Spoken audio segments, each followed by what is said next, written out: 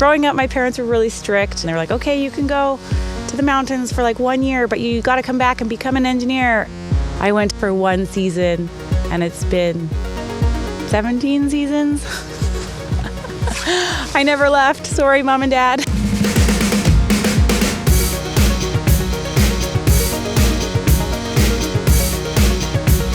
I spend 12-hour-plus days in the mountains, and being cold is not my favorite thing. I sometimes don't believe that I'm a pro snowboarder because I really like being warm. Just invest in some boot heaters or sock heaters. I have both. Coffee, kind of tired, not gonna lie. Oh, check out all those elk. We're here in Jackson Hole, Wyoming, and I'm gonna share a few tips of mine to help you have an easier day on your snowboard.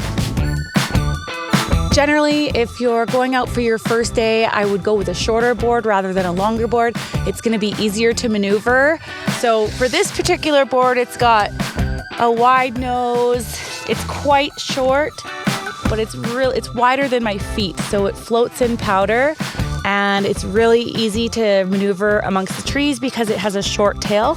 This board here, it's a little bit longer than this one, way narrower, so it's really easy for edge to edge. Also, it's easier to do tricks.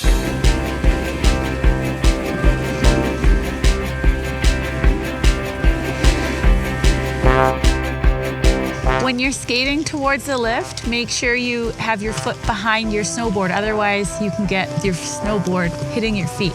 Make sure to take your backpack off and sit on the chair, and don't forget to put the bar down. When you're exiting the lift, point your nose straight and place your back foot firmly against your binding. To get rid of the snow on your snowboard, do the beaver's lap.